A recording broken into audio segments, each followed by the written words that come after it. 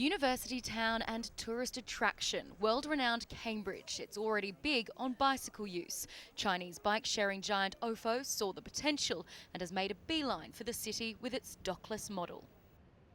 Oh yeah, I definitely use them. I mean, I've got my own bike, so I probably wouldn't use it. I think anything that would encourage people to cycle more, maybe reduce the number of buses on the road, reduce the amount of pollution, could possibly be a good thing. We found the bright yellow bike certainly attracts attention as you cycle around the city, and people are already curious about the company's presence. I have no idea how they would make sure that they didn't all end up in one place, but I guess maybe they shift them around, I don't know. There are only 20 of these bikes on the streets of Cambridge so far, but the plan is for 500. But because they can just be left everywhere, there are concerns if not managed properly, they could become a little bit of an eyesore in this historic tourist city, which as you can see is already a little bit tight on bike parking. I do hope that the ground teams for these organisations make sure that the bikes are kept tidy, but I know it's also a concern of the council, and we're all working together to see how can this be managed, because we don't know. Everyone's curious about how this will work, but we are concerned about making sure that our city remains accessible. It's something Ofo and its numerous competitors have come under fire for in China, cluttering the streets with bikes.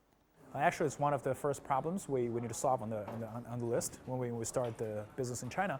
So right now we have this grid management system. Basically, we divide the city into different squares, like very small squares, and each square we have a maintenance staff, to a certain number of maintenance staff to manage. This is a bold move for Ofo. Cambridge is the cycling capital of the UK, so most residents already own their own bikes. But Roxanne from the Cambridge Cycling Campaign says there's still room for a bike share if introduced properly, and they don't cut out the traditional bike hire businesses that already exist. I think there's also a lot of opportunity for bike sharing schemes and pool bikes with the various campuses and large employers around Cambridge. A lot of people might drive or catch the train to work, but then when it comes to trying to get into the centre of town for lunch or a meeting, bike's the only way to go in Cambridge. According to Ofo's COO and co-founder, its partnerships with local governments are vital to the company's continuing success. So definitely we need being like a partner with the local government. We have signed, I think, multiple strategic partnerships in China with the different governments in Guangzhou, in Beijing, in Shanghai, and different cities.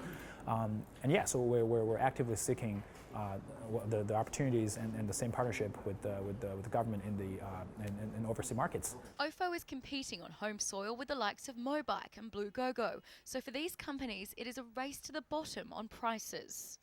The business model, why own when you can share, has been hugely successful for the likes of Uber and Airbnb. But where so many others have failed, what does it take to be a standout in this sharing economy world?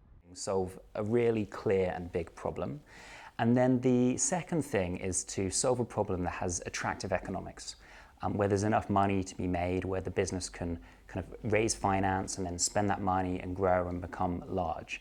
Stephany is the author of The Business of Sharing and an expert on the sharing economy. He recognises that fending off the often many competitors is key. All of these spaces are hot and people are pouring money into these companies and also their competitors. And it's also cheaper in many ways to start a business as well than it's ever been. So ultimately this comes down to execution. These businesses need to perform better, they need to execute better, they need to release better digital products, they need to have a stronger culture and attract the best talent. And for Ofo, it seems staying ahead of the game means branching out overseas. All in all, I think the business model is profitable. The gross margin is around like 50%.